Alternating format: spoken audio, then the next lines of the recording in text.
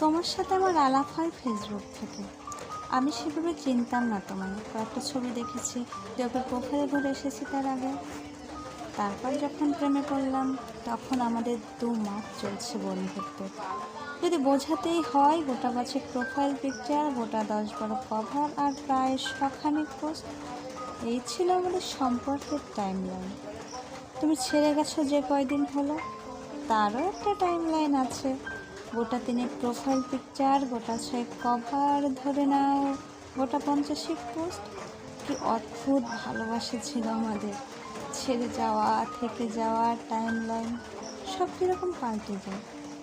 তারপর যেদিন আমি তোমার ব্লক লিস্টে গেলাম, সেদিন থেকে কত লেখা লিখেছি, কত পোস্ট শেয়ার করেছি, তুমি হয়তো দেখোনি বা দেখেছো হয়তো বন্ধুদের প্রোফাইল থেকে। আচ্ছা, কখনো ভেবে দেখেছো একসময় কত পরিচিত ছিলাম আমরা, আর এখন আমরা চিনিই না একে অপরকে। এই সুবিধাটা ফেসবুক আমাদের দিল। যাকে ভুলতে চাই জোর করে, তার অনিচ্ছায় তাকে তুমি তোমার চোখের সামনে থেকে সরিয়ে দিতে পারো, ব্লক করে দিতে পারো। তারপর আরও কত পোস্ট করতে থাকি আমরা। টাইমের সাথে সাথে টাইম লাইন পাল্টে যায়।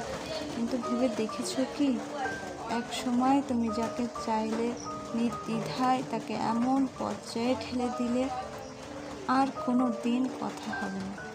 একটা বয়স পার করার পর যখন মনে পড়বে, পারবে খুঁজতে, পারবে আনব্লক করতে, যখন লগ ইন বা লগ আউট করার ক্ষমতা সামর্থ্য আর থাকবে না, একটা বয়স পার করার পর মনে থাকবে আনব্লক করার কথা?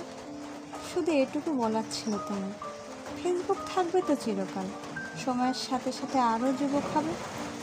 আমরা কিন্তু এই জগতে আরও পুরনো হতে থাকবো। তখন চাইলেও ব্লক লিস্ট থেকে ফ্রেন্ড লিস্টে যেতে পারবো না। জীবন এমনই। ছেড়ে যাও যদি তুমি চাও, থেকে যাও যদি তুমি চাও, ভুলে যাও যদি তুমি চাও। মনে যদি থাকে মনে থাকবে, জোর করে মুছে দিলে ফিরে আনা যায় না। একদিন সবাই পাসওয়ার্ড ভুলে যায়, তা জীবনের হোক বা ফেসবুকের। তখন কিন্তু চাইলেও আর ফিরিয়ে আনা যায় না। সম্পর্ক না থাক, সংযোগ যেন থেকে যায়, ওটা রাখতে হয়।